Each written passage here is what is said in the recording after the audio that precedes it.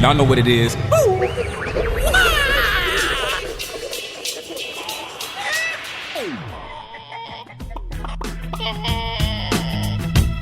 Hey everyone, and welcome back to Eggs.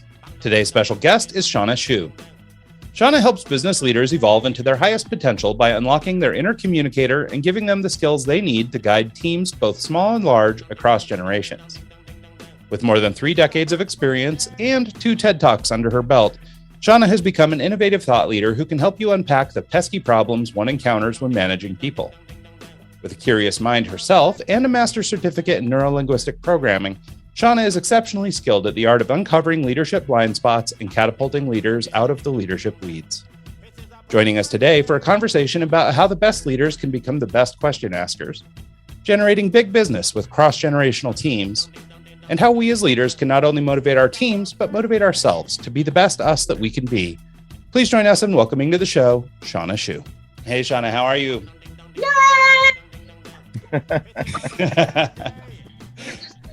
Up and then suddenly, so thank you. I'm good. Absolutely. Well, yeah, no, thanks so much for joining us today. We're thrilled to death to get talking to you, and we have a lot of ground to cover. So I guess let's just get started. Can we start out, I guess, sort of in the beginning? Do you mind telling our audience, sort of who you are, where you come from, and what you do? Probably the most important thing is that I know what I'm doing. I've been doing it for a long, long time. I live in rural Western Oregon on a 20-acre, I wouldn't call it a farm, I'd call it more of a ranchette. I own a horse boarding facility as one of my businesses and an Airbnb, and then I do my coaching and speaking business. I do it from my house. Of course, when I speak, I go out and do it for companies. But that's kind of the crux of it, is that, and I have a different perspective, I think, because I live in the country and I also live with other species. And I think that that's vital for, number one, it's happening in the world everywhere. I mean, animals are overtaking our homes, our beds, and it's a great thing for leaders to learn from, is our other species, I think. Can you break that down a little bit? Can I what? Can you break that down a little bit? I mean, like, how can a dog teach me how to run a business? I mean, I like my dogs, they're smart and all, but I mean, I don't know that he can do the books. So, well, he can't. However, there was one of my favorite stories is a gentleman who was running a business and successful, and yet his CFO had known me from before, and I was working with a different client, and I got her card on my windshield, and it said, "Come see me in suite," whatever it was. And I go in and she goes, "If you don't go talk to our CEO, I'm walking out of this place." And I was like, whoa. So I ended up talking with him, and he was smart and he was successful and he was a go-getter and he was aggressive, intelligent, and he was knocking people down. He just didn't know who he was working with. He didn't have empathy or compassion. And he also, he was just go, go, go. So I ended up working with him, which was a blessing. I like to work with super smart people. And yet one time I said to him, I think you might value by having a dog. And he was like, what? No, they're filthy and they're dirty and you got to take responsibility. And I'm like, yeah, and you can't fire them. And you have to actually learn how to communicate with them to get what you want. And that's where I believe they help you run your business, in that we're leaders a lot of times do 3 things. Or I find most of the leaders I work with, they're telling all the time. They're telling people what to do, and they're telling them how they want it done, and they're telling them about their why, and they're telling, and they're telling, and they're telling. And then they're also selling. They're selling their vision. They're selling what they want done. And so they're doing this job of telling and selling. And then some leaders, many of us, they allow bad attitudes, or they allow gossip, or they allow some things inside the organization. And this hurts the organization down the road, whether they know it or not. They ultimately will. And so I believe the best leaders ask. And if you look at it, I'm going to elaborate just a teeny bit more. I'm a horsewoman as well, but like, you tell a dog to sit, and if the dog doesn't do it, you know what I mean? Some people tell it 3 and 4 times. And then the dog learns it's supposed to sit on the 4th time. Okay. Well, this is the same way with our teams. Need this done, and I need it by this afternoon, but people don't get it done or whatever. Then you're irritated. And finally, when you're angry, they're going to get it done for you. Well, if we were really going to be asking in a different way, let's take this dog, for instance. You would say, sit, and the dog doesn't do it.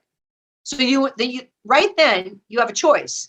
Yell at it, ask it again, ask it more forcibly, or you could change your tactics. You could show it. You could make it something in it for them until you get what you want. Then you praise what you want and off you go. Did that make sense to you? Yeah, and maybe I've got a little bit of an advantage because I watched your TED Talk where you were talking about the pig that you tried to push, and basically, and as you're talking, I'm thinking about my own dog. She was a rescue, and it took a fair bit of work to get her to sort of a manageable, behavior pattern where unfortunately the dog she was replacing was a saint and could do no wrong, so she had a high bar. And but she's done really well and she's come a long way. But in your story, in your TED Talk, you talk about just, shaking a bowl of food out front of the pig. And that's exactly what we have to do with this dog. So it kind of makes me laugh to hear that. Brian. And one last thing, you don't know what it is. Some animals, and this is the same as your teams, are incredibly food motivated. Others aren't. And it's your job as a leader to kind of figure out, well, food's not motivating them, or this isn't motivating them. And so by asking questions, which is my gig really big, you get what you want. Yeah, no, I think that makes sense. And, one of the things that I'm hearing in what you're saying is, especially with the telling and the selling, is this is maybe a communication problem. And while I was doing research for this show, I came across a quote on your website that I just want to share, which I love, but I think it's exactly this, or it's a big part of this. It says the biggest problem in communication is the illusion that it's taken place, and that's from George Bernard Shaw. And what I love about that in relation to relationship to what you're saying is, if we're so busy telling everybody and we're so busy, selling our way or trying to convince people to do things our way, then there's no room for this sort of, I guess, two-way street that's sort of necessary in communication. And so I think that, that you make a good observation there, but I really liked that quote. I think it's, particularly poignant here. Yeah, it's my favorite one. I alter it slightly and say the challenge with communication is the illusion it's been achieved. Because we really think we got it, and my leaders will say, I told them multiple times, talk about your spouses. They're like, how come this didn't get done? You're like, well, I didn't know. Well, I told you. Well, yeah, like that's supposed to mean that I heard it. I didn't hear it. So. Yeah, no, I'm thinking about my kids too. I mean, you're bringing out a lot of things with me. So clearly I've got some room to improve, because I know I tell those kids all the time to do stuff. They just never do it. So until the third or fourth time, and then I shake a bowl in front of them and they'll run and go do it. But so great. Well, no, would you mind talking a little bit then about how you sort of got into this line of work? So, I mean, you obviously, have taken and you're applying some of your lessons in, from having worked with animals and everything else. But I mean, now you're coaching at like really high levels. I saw you worked with Nike, you've worked with some other Oregon-based companies, Columbia. Even though I'm a North Face guy, I'll let Columbia slide. But my Columbia Sportswear does. Yeah, no, much of my family is in Oregon, actually, in a very rural part of Oregon too, about 2 hours south of you. And so, but they're big Columbia people. So I always crack that joke when I talk to Oregonians. But I wondered if you wouldn't talk about how you sort of, I guess, made the transition or decided you could apply this knowledge to business leadership. Thank you. I guess as a leader and also somebody, I was a seeker from a very young age, and I'm not exactly certain. I think it's because I was adopted at birth. And so maybe just knowing that the gift of my life, I just never took it for granted. I was so glad that I was adopted instead of the other alternatives that people who don't want children can do. And my folks were older than me. And so I really had an opportunity to do a lot of reading and studying, and my folks really encouraged that. And so as I was moving through, I was kind of opened up, my mind opened up. I saw Zig Ziglar in my teens, Zig Ziglar with, all of his motivation and and I was like, well, that makes sense. And I learned early that you're like the 5 people that you're around the most. This has been told forever, but it's true. And so pick your friends in most of the time we have friends because they were close to us or we went to school with them, instead of ones that we actually selected because they make us better. So there was a lot of things that I was doing. And then I went on the road and traveled all over the United States, the Caribbean, Europe, and I really got a flavor for what was going on in the world. And there was hierarchies. I was part of a performance troops, and so there's egos and all of this. And I navigated that. I came home because my dad was sick. There wasn't an awful lot of work for unemployed entertainers in Oregon, So I ended up applying. I actually sang telegrams for a while. And if you want to know human emotion things, my dad was sick. I would go in and I would be, Polly Darton or one of these characters. Everybody was happy. It was always for an event like an anniversary or a birthday. So it gave me an opportunity to be around happy people all the time, even though in my life things were somewhat sad. So I applied and started teaching finishing fashion and commercial work because I'd been through finishing school. And what I realized is that the entertainment piece helped because people learned better with analogy or a story. And that's where animals came forward. It was like, they're always doing something funny. And they have no, I'm going to say they don't have any shame. They're just, if you go up to someone and say, will you play with me? And they say, no, I'm too busy. Well, then you take offense. But if an animal comes up and says, hey, play with me. And you go, no, I'm too busy. The animal goes, okay, I'll play with myself. They just don't take offense. So as I started using more and more of that inside my stories, it opened and I was doing presentations, and then companies, Columbia Sportswear or a lumber company, or I worked for a Spirit Mountain casino, and they would go, you think differently. Would you come and talk to our team? And next thing I know, we're making incredible inroads. So at the same time, I'm taking this path of learning all my, my business, getting my business certificates and finishing my communication training and getting my neuro-linguistic programming stuff, because I wanted to use my own way of thinking, but also within the structure, even though I tweak my structure all the time, to help the most people. Because my real goal and why I'm on your show is to help as many people as I can. So you mentioned neuro-linguistic programming. It's a phrase I've heard a few times, but I've never gone down the rabbit hole of actually Googling it and figuring out what it is. Can you maybe break that down for us and how it's applicable in business? Well said. And it is a rabbit hole. And I mean, we live in rabbit hole world, because once you start down a path, neuro-linguistic programming is a fascinating study and not easy. I had listened to books before and I'd read things about it. It's very experiential. And the three elements that are in it, and the ones that are very good for business, is it's neurology. It's how our brains fire. And so it's continuously evolving, because we're learning more about the way our brains fire than ever before. And so there's neural pathways inside your brain. And so when you learn something new, the neural pathways are just starting to hook together. And if you do it again and you do it again, it becomes strong. But what all of us, people don't want to learn new software because they learn it, they go through the training of it, and then guess what? We don't do it for a little while. Then we can't even remember how to get into the program or what the name of it was, because the neural pathway broke away. And it's the same with animals, by the way. When you are teaching a dog or a horse something, and you do it again and again and again, you're building the neural pathway until every single time you say this thing or give this cue, they understand it. So that's the neurology about it. And it's fascinating, our brains. The second piece is called linguistics, or language. And for my clients, I'm the word watcher. And so it's not really the word, it's the intent behind the word. But when you start breaking down what people are actually saying and how detrimental some of their phrases are, and like when somebody goes, well, to be honest, and there's, as a leader, just a tiny bit of me is going, are you not honest the rest of the time? Or they say something, I call them absolutes. They go, a leader will go, I am always something. I'm always on time. And I'm thinking as part of your team, well, you weren't on time the other day.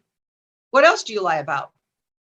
So I'm there to come alongside and go, let's knock down some of these things that are detrimental to you as a leader, using absolutes, always, every, never. Those are absolutes that I would eradicate. And then what is the language that you're using that is maybe weakening you?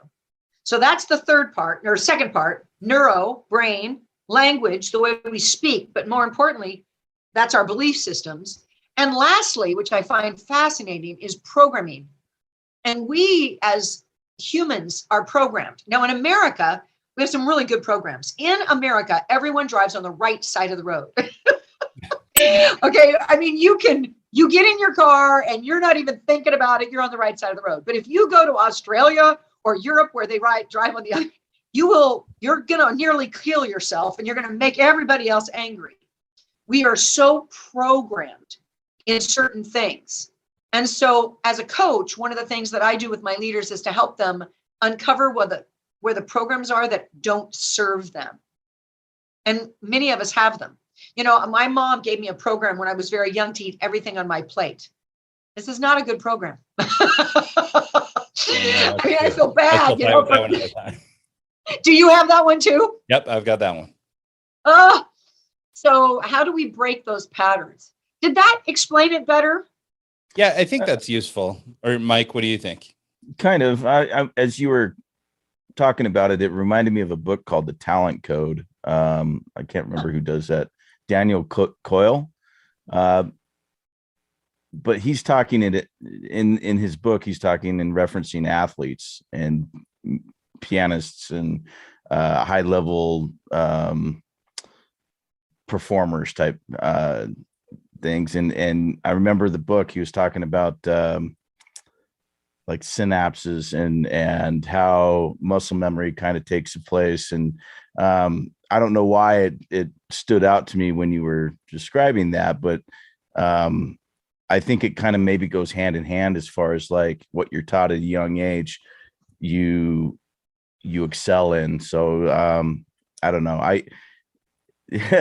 I'm not a psychologist. I'm not a neurologist. I don't know all that stuff, but just a few things that you said there stood out and made me think of that book. So book recommendation, anyone, if you're Well, and it's funny too, maybe this is, thank God you're not a psychologist, Mike. Maybe this has something to do with me, but like the whole time she's going through those things, I'm thinking about all the stupid things that I say all the time without thinking, sort of like the to be honest, or the, in any case, or, whatever, those kinds of little, whatever they are, these little phrases that are, I guess, programmed or just sort of automatically part of my language. And it's become especially prescient lately because I've been, I hired an outside sales team to help us out with my marketing company. And one of the challenges that we're running into at this point is me communicating the vision of the company or the idea of what we do to these random people who don't know me, who are making phone calls on my behalf. Yes. Right? So, and it's this super iterative process because I can't seem to put into words or articulate what works. I just know that when they read me back my script, that it's not working. And so, so it's been really interesting because just thinking about the type of language I'm using, and maybe it's not exactly neuro-linguistic programming, but the phrases that I use, to be honest, as an example, those kinds of things are probably littered throughout my writing and littered throughout my approach or the way I describe my business. And I don't even realize that what I'm communicating is something totally different than what I mean to be communicating. So I think that that's a really interesting point. It is. And bravo for you to understand that, especially when you have somebody say it back. And here's your question. When you actually ask someone, instead of, let me tell you what we're about, let me tell you what we do and what I want, and I, and us. And you stop and you go, tell me what you've uncovered from working with us so far. Eye-opening, and they're going to feed back and you're going to go, holy moly, help me understand how you came to that. And that's when you will start to peel off what they're seeing first, or what you've said first, or where you put emphasis that you didn't intend. Yeah. Yeah. And that's especially interesting, like in the way that we're trying to pitch this. So I run a marketing agency or an ad agency, and the business, or the way that I'm trying to pitch the business, is really ethereal, right? Because I don't want to make an assumption about what's wrong with your business, right? I want you to come to me and tell me. But trying to get people via cold call or email marketing or LinkedIn marketing or whatever to understand that what I need is, hey, I know you've got an issue. Let's talk about it. Versus, oh, well, I'm a web designer and a graphic designer, all that stuff. And so I found in my first couple scripts, I really focused heavy on our philosophy, and we got like no buzz, right? Like people are just like, what are you even talking about? This is like agency talk, right? Then the second version was very tactical. So, oh, we're web design, we're graphic design, we're all these things, right? Well, then it occurs to me, well, if you don't need web design, then conversation's over. We're done talking already, And so instead, now we're working on a new sort of philosophical hybrid, where people understand who we are, but understand that we're here to solve problems, and they can come, tell us their problems, but it would be presumptuous of us to guess what their problem is. And so anyway, so it's a challenge. I'm digressing a little bit, but anyway, the language thing, or the point is, that communication is a struggle. And I'm certain that I use all kinds of these little cues that might be steering the ship the wrong way. Well, and if I may, because it's fascinating. So you've done one way, and what I love about what you're doing is the best humans, leaders, even animals, they're going to figure out how to get it done. Like if they can't make it through, they'll figure out another path. So right now you've done two, and now you're doing this. And may I be so bold as to say that when I work with most of my clients, they really don't know what they need. They know they want something more than what they've got, whether it be more money or more communication, or it's up to you as this marketing person to say it appears as if, or if this is the end result, and then ask them, is that what you do want? Because we really we want happiness. Well, whatever that looks like, you can be happy right this minute. Just decide. So I find that less and less people, we really don't know what that, I don't even know what's wrong with my marketing, right? Help me, Ryan. I don't know. And you're like, well, we can't be so presumptuous to tell you what's wrong with it. Maybe you can. like my clients are expecting my expertise. I'm the best at what I do in my realm, right? So if they come to me and I'm listening to them, and I'm then my goal is to challenge them to say, you're saying this, is this really what you want? And believe it or not, usually it is not. Yeah, it really isn't. Does that make sense, Mike? It totally does. I'm thinking back to your dog analogy or your animal analogy. They can't really tell you what is hurting them, right. I got to take him to the vet. He's not acting weird. They can't really tell you. You have to kind of go and diagnose and take the cues, like he's not putting weight on his paw, or he's not doing this, or he's not doing that. So I could see how you can kind of have to, your clients aren't necessarily going to tell you, well, you did this and I didn't appreciate that, or this. They're more tactful. They're not necessarily going to say exactly what's bugging them, and you have to kind of almost read the tea leaves and kind of figure it out, if you know what I mean. I do. Yeah. I know exactly what you mean, because as they talk, and it would be the same for you, Ryan, as they're saying, we want more this, or we want to show up, there is something underneath all that really is the issue. Yeah. And that's the best thing about leadership, or really paying attention and asking more questions, because you'll uncover what the real issue is. It's very rarely what we say at the top. Yeah, no, I think that makes a lot of sense. And actually, just thinking about what Mike just said about the dogs and sort of relaying it onto your sort of animal metaphors. I mean, no, it makes perfect sense, right? I mean, most people don't realize what's wrong. The dog might say, okay, or is limping around because their paw hurts, but they don't understand that the real problem is that there's a thorn in their paw, or that they step in the briar patch, and so they're getting stuck up with things. Like there's some underlying issue that the symptom is, now I'm hopping around on one paw.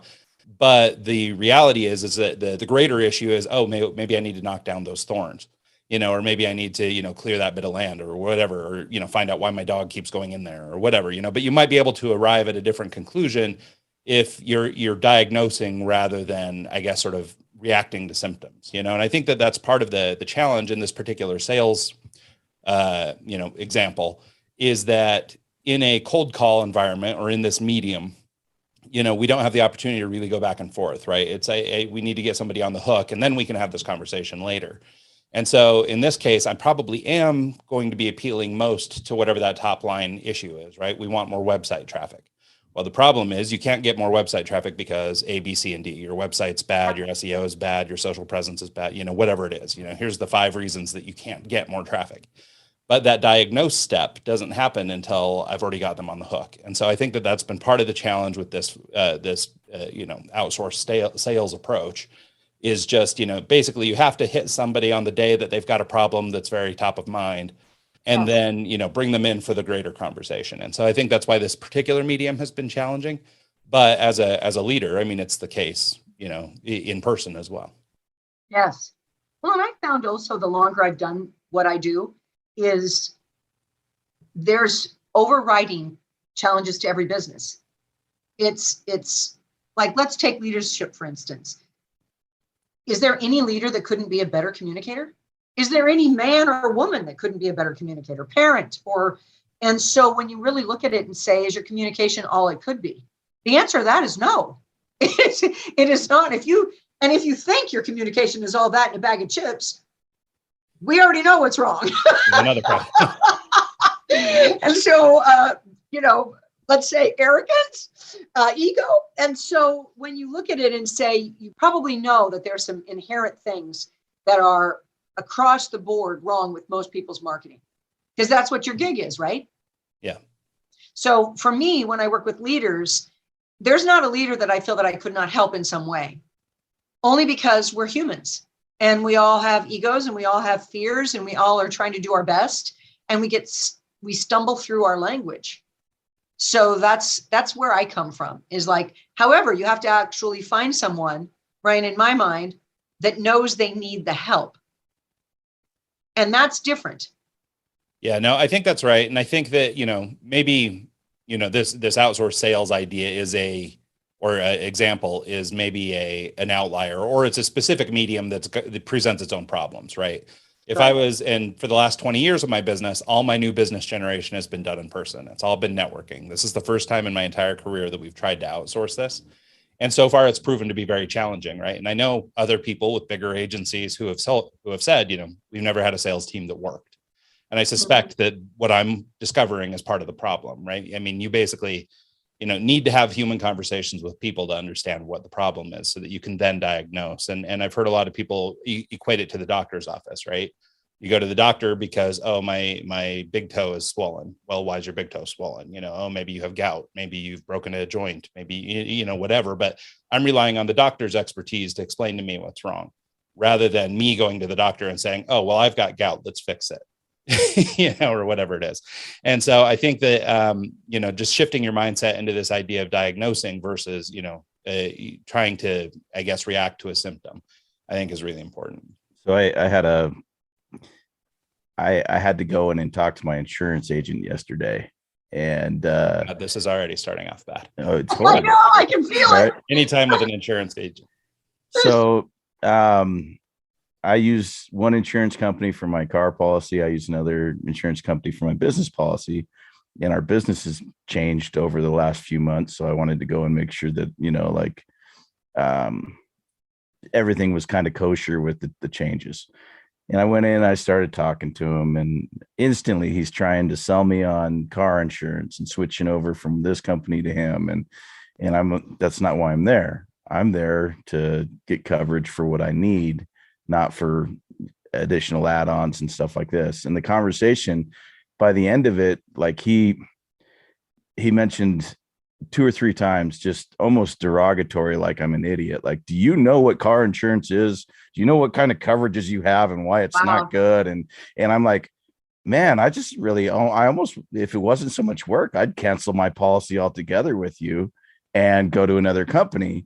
But we've done, like, it's almost more work than worth. I'm just going to let you degrade me here for a few more times, and I'm going to leave, and then I'll probably call and cancel my policy online. Because it's like, just his approach, the way he kind of like I do you know what car insurance is? It's like, come on, bro. Like, I'm not an idiot. I'm like, I've had car insurance for 20 years.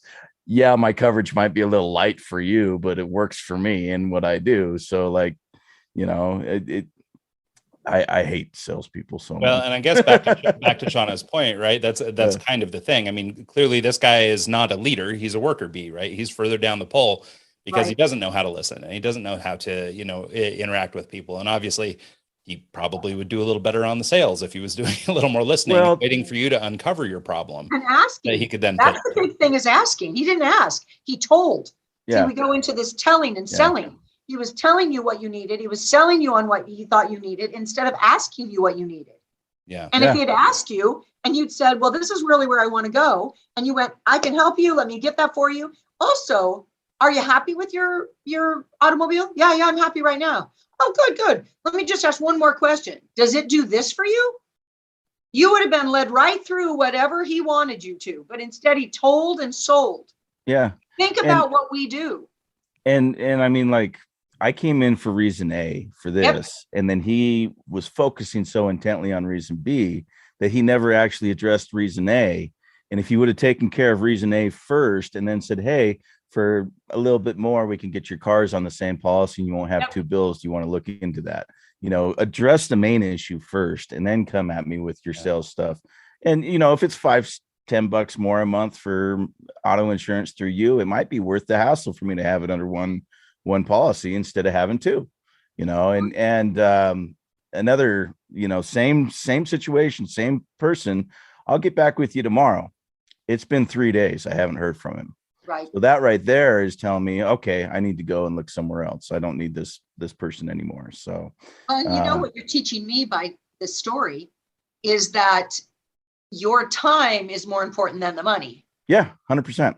But he doesn't understand that. And so as he puts you backward on time, 3 days, too long. Now it's going to be worth the hassle to you. But if somebody was listening to you and said, wow, this is a guy that is willing to pay so that he doesn't have a hassle and he doesn't have to worry about the time. You'd have somebody selling you a lot of stuff by asking good questions. I imagine you could probably expect some calls after the show, Mike. I imagine. Maybe so. I'm going to tag him in the post. So, Shawna, one of the things that I found in doing research for you that I wanted to spend a little bit of time on, just because I've heard it come up with other leaders and this being a sort of, continual problem for leaders, is bridging sort of the generational divide. So, and, while we're on the theme of communication here, so much of working with people of multiple generations, and even if you go even further, multiple ethnicities or geographies, now in sort of a remote work world, trying to communicate with all these people is very challenging. And I wonder if you could share any tips or even maybe just sort of share where people drop the ball on this so that maybe folks could be a little bit introspective and say, okay, I could improve. Wonderful. And what a good question. I think we do that. And I believe it's the leader's bias. It's our human bias that if this person's at this age, they must not be good at technology. Or if they're at this age, they must be very good at technology. Or this, and I think that once, like in the animal world, experience matters, but more importantly, roles are more powerful than experience. Like that's why if somebody's a natural leader, they will take a leadership role inside a herd or inside a pack, even if they are not the oldest, even if they're not the youngest. So it has to do with the roles that people are naturally moved into. So if you can stop your bias and look at human beings as individuals, like who cares how old they are or what color they are or anything? Animals do not care. And so if humans don't care, we will ask, and here we go back to my theme really here, we'll ask a question, well, who is the best at this? Who's the best at this? And then help me understand why you are. Versus assigning people based on your biases. This morning, there was a woman in the barn. I have a horse boarding facility, and I go down and I clean my own stall and hang out with my handsome steed each morning. But I lease the barn to a horse riding school. And it's a brilliant model for them because they have different people come and they do work shares. And so people come and clean stalls, or they come and feed the horses. There's about 25 horses down there to earn lessons. And this morning there was a grandma and her daughter, and they're earning lessons for the daughter to take, classes. So it's really adorable. That's absolutely adorable. And the grandma wanted to find out about the pup. And so she said, oh, my phone, I'm not very good at this. And I said, here, let me teach you. Now there's the difference, okay? She's putting her own self down. But if we can say that there isn't anybody at any age in any look at this thing and say that my belief is that you have value. My belief is that you can learn something.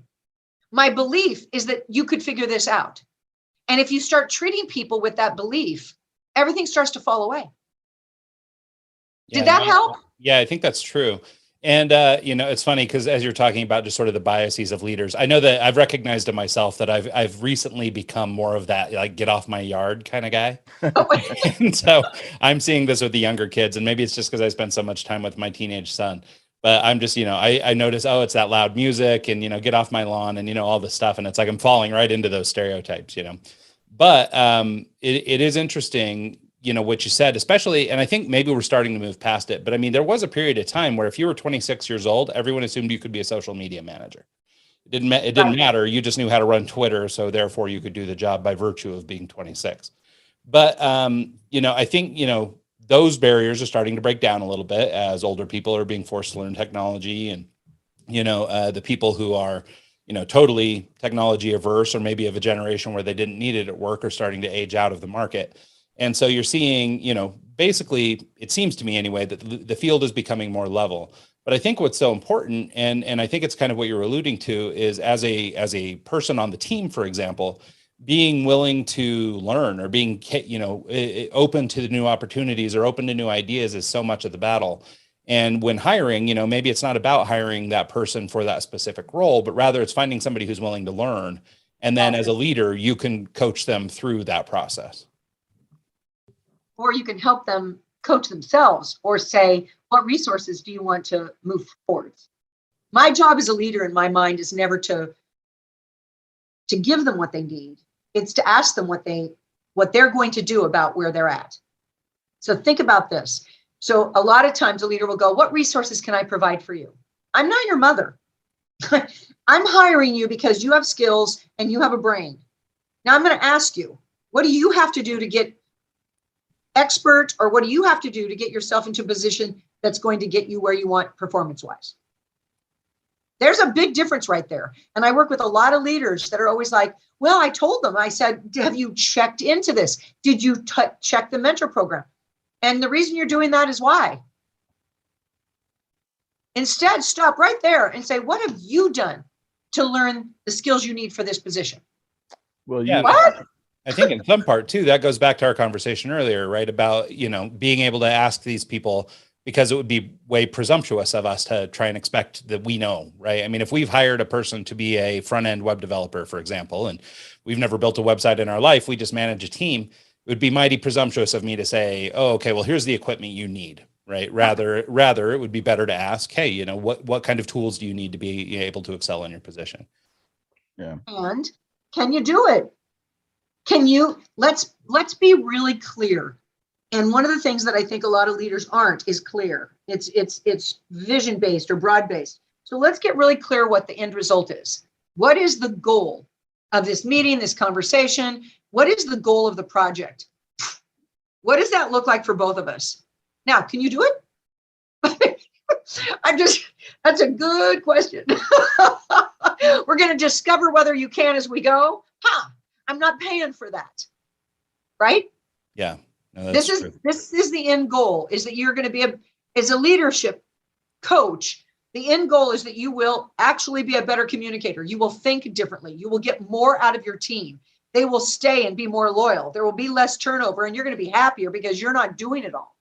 Oh, really? Yeah. Let's get that end result.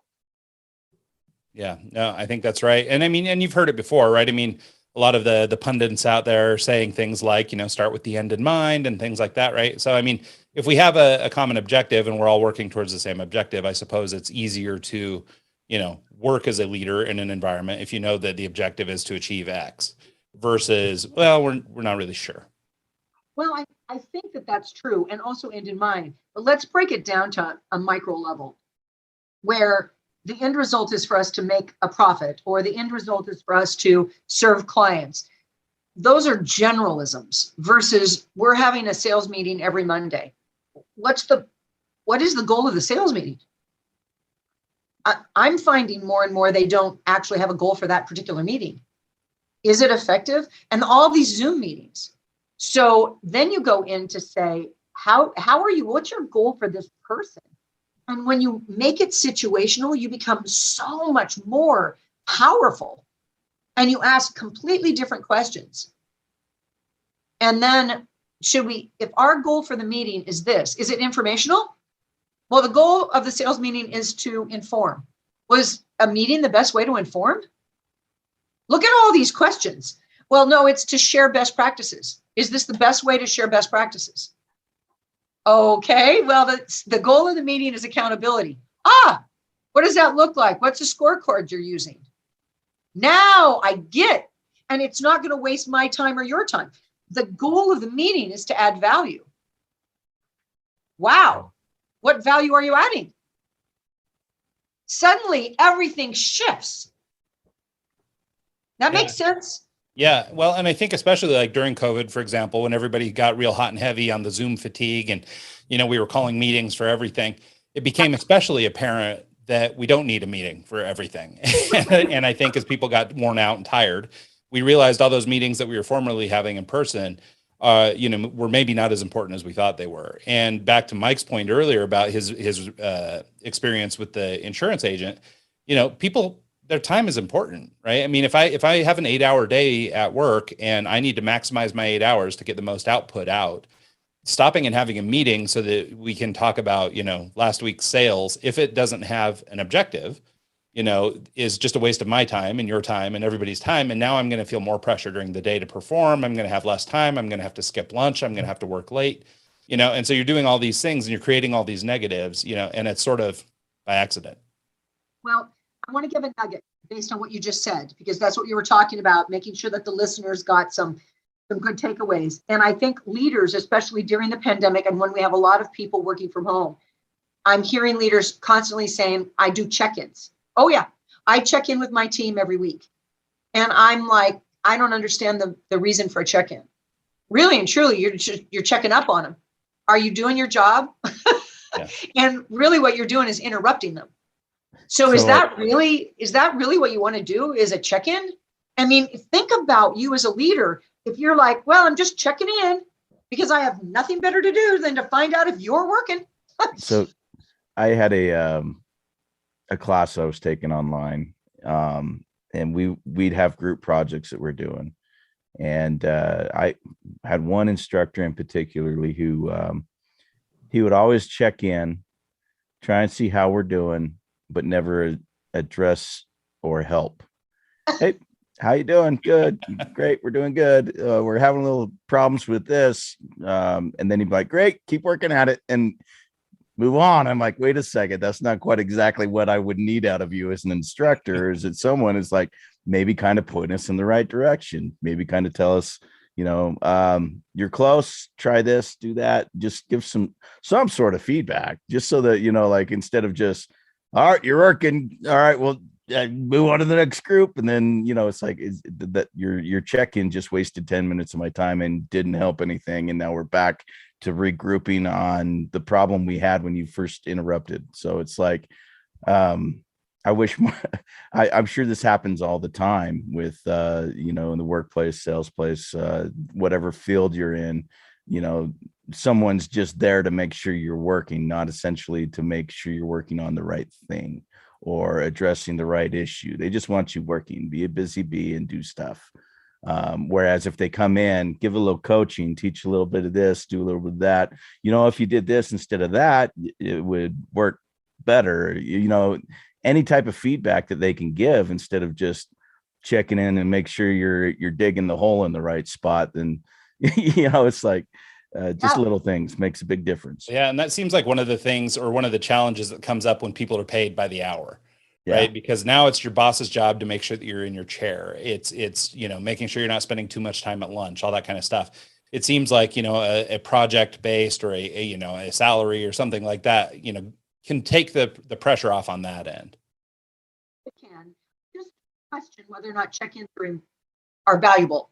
And I think you as a leader or anybody listening to this has to ask themselves, what's the point I'm doing here? What is the point of the check-in?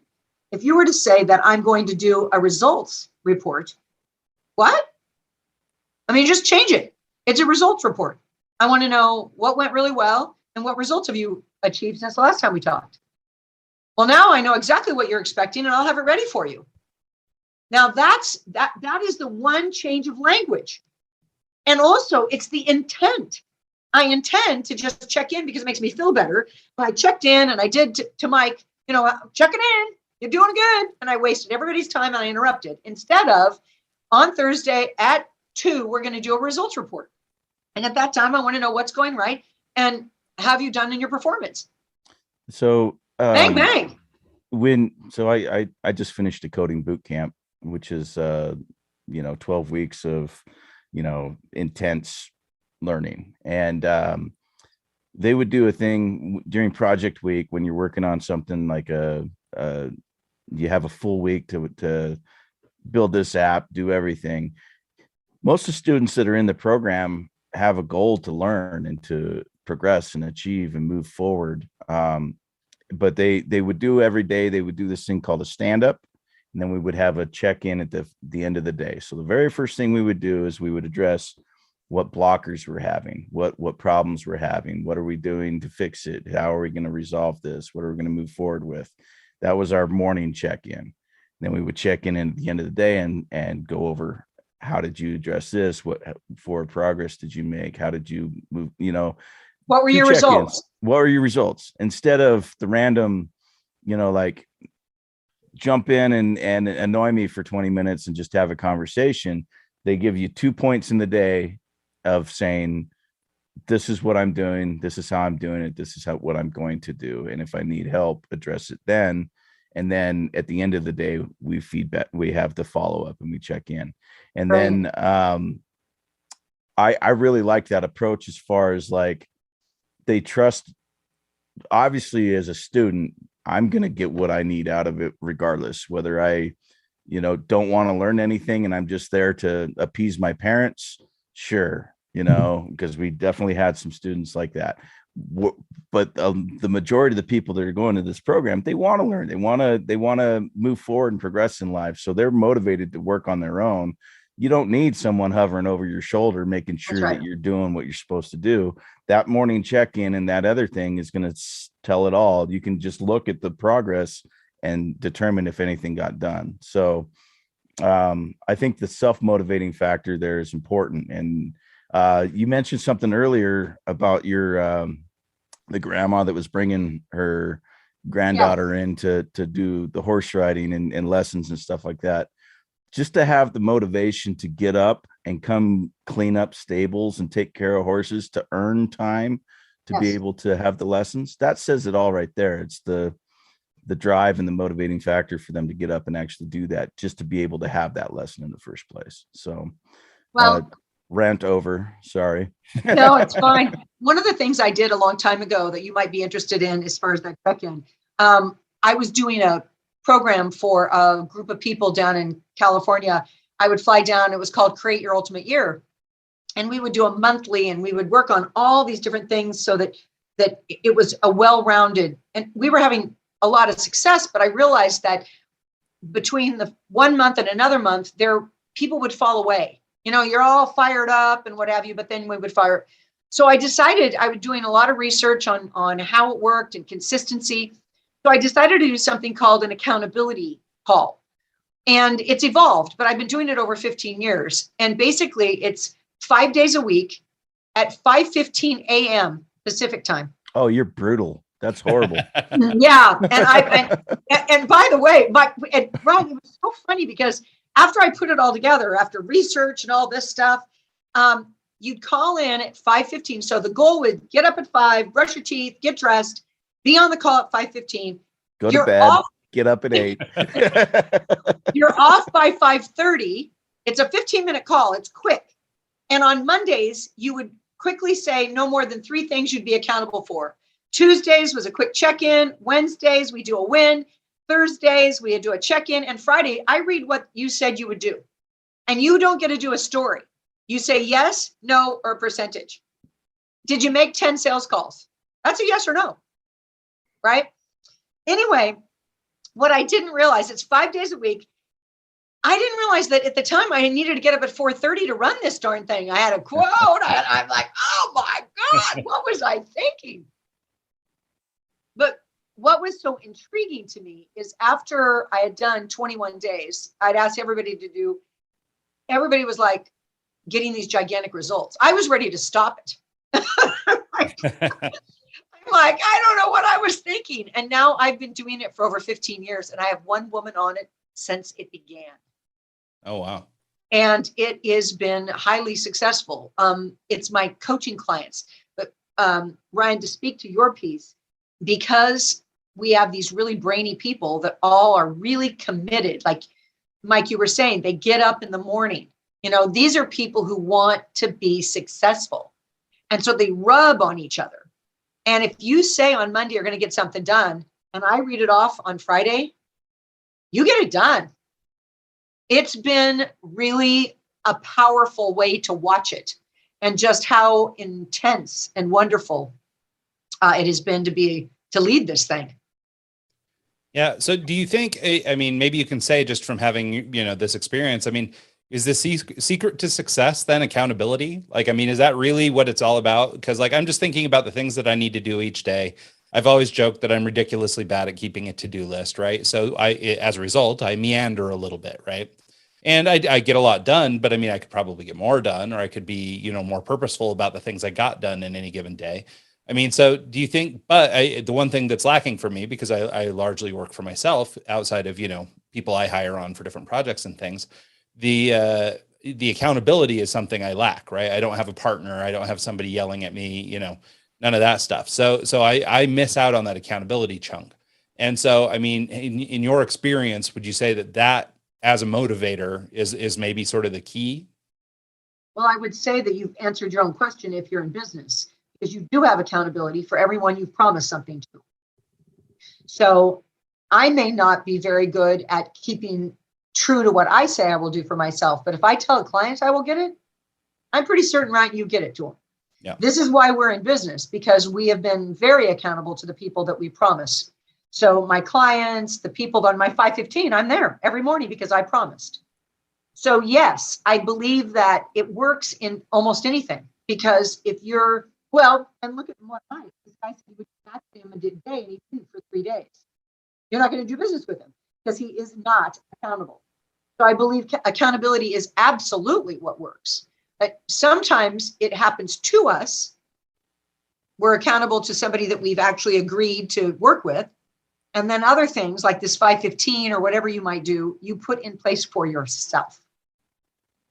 As we all know that we've joined gyms or we've bought programs that we never used. Mm-hmm. The money didn't matter to us. Yeah. Well, I got books in my library that I've never read. I paid for them. Well, and I think that, at least in my mentality, the whole reason for these courses is that you're looking for a shortcut or something. And it's funny because almost every time I reveal the same things, and it's actually the same things we're talking about today, right? It's communication, it's accountability. It's, I mean, like, life isn't so complex, really. It's really just kind of these handful of things. Well, Ryan, I think that, I don't know if it's just the way you phrased the question initially, but for me, like, if I'm working on a project that's really taxing and it's hard for my brain to process, sometimes you need to take a withdraw and work on something else just for your brain to kind of like subliminally kind of figure it out. And then when you come back and go back to it, all of a sudden it works. All of a sudden you've made headway. All of a sudden it just, everything clicks. And I think the way that you kind of phrased your question is like, oh, no one's holding me accountable, so I jump around. But sometimes I think that jumping around is part of the process. You almost have to do that. Work on something else for a little bit. Maybe it's the same project, different section of the website. Maybe it's the a different client altogether, maybe whatever, as long as your deadline is due, you're making forward progress on it. If you jump and move to another client for a second, it's not going to like derail the train. It actually is probably going to help you a little bit so that you can, the back end process of your brain can actually get done. And then when you come back refreshed, you can make more headway instead of just banging your head against the table, wondering why it's not working. Another great reason to have a dog. Exactly. You make you get up and go do let stuff. him out. Well, it's funny. Like, I think it was 2 weeks ago, we had a woman on the show named Julia Gifford, and she was talking about a study that they did. It's sort of in line with like the Pomodoro method of time management, if you've ever heard of that. But basically, through their research, they determined about 52 minutes is all that people have time for, or like have attention for. Yeah. So if you spend 52 minutes and then take 17 minutes off, that's sort of, based on their research, the prime balance, right? So to Mike's point, the idea isn't to be able to hammer out, 6 hours of steady work on one item. Rather, I should probably do 52 minutes and then get up and take the dog out, or, shake a bowl in front of it to make it do something. And then, and then call it then I can go back to work sort of refreshed. I think a lot of people think of breaks as, leaving and going and having coffee and then coming back, and they just go, I can't take half an hour out of the middle of my day. I'm not going to be able to do that. And so instead, it doesn't have to be so much. The logger story, right? You're familiar with a logger story? He cut a tree down. I know the one about a bear crapping in the woods, but that's the only one. No, it's an old story, and I'll paraphrase it quickly. But there's a new logger, let's talk about more technology driven, more this, and there's a more experienced logger, and of course the new one wants to go into competition, and so they said, let's do this. Let's figure out how many logs we can cut in a tree. I'm more savvy than you. I'm younger than you. I've got all this, vivaciousness. Let's do this. And the experienced logger says, okay, sure. So they all go at it. They both go at it. And about mid-morning, this experienced logger goes and takes a break. And the new logger is like, yeah, I got him. And he works right through. And then lunchtime, the experienced logger goes and takes a full lunch. And the new logger is just really arrogant. I'm going to just kick this down. Then in the afternoon, right when it's really important, the experienced logger at the end of the day, who cut more logs? Well, I'm going to guess the experienced logger, or this is an awkward story. Because every time he took a break, he sharpened his saw. Yeah. All right. As someone who's cut a lot of firewood in my day, I cut a lot of firewood. The sharp blade makes a big difference. Huge. You're sitting here working, but you're not making any forward progress because your blade's dull. So yeah. And so that's the break that you could take that just lets your brain have a break, but also why people don't invest in coaching or they read a book. Take away from your project and go study something else. Invest in something, and then suddenly bing, bing, bing, bing, bing. It's like listening to a podcast right now. Somebody's going to get a little nugget like what you guys were talking about, and they're going to go, this is going to improve my business. And we're right now helping people sharpen their saws. Yeah, no, I love that. And I think, before my blade gets any duller, we'll wrap this thing up. So here in the last couple of minutes, Shawna, do you want to just sort of give people the download on where they can track you down if they'd like to work with you, or if they'd like to learn more about what you do or find more about your content? Yes, please. Thank you. My name is Shawna Schuh, and it's spelled Shawna. And the last name, even though it sounds like the one on your foot, is spelled Schuh. And everything I do is on my website. I'm on LinkedIn, of course, but I have free resources and lots of articles, and I have a quiz and an ebook, all kinds of things. But if you like my energy, I do a 30-minute courtesy coaching call. And I do it for two reasons. Number one, my goal is to give to the world. And number two, it just gives me an indication of what's going on in almost any industry. And so I really like to give away my time, just in 30-minute increments. So they can get that by signing up for a clarifying call on my website. Great. Nice. Yeah, and we'll be sure to share all that stuff in the comments below. Good. So I guess then with that, thanks so much, Shawna. I really appreciate your time. You were good. You both were great. Thank you. I had fun. Good. Awesome. And thanks so much to everybody who tunes into the show this week and every week. And we'll see you guys next time.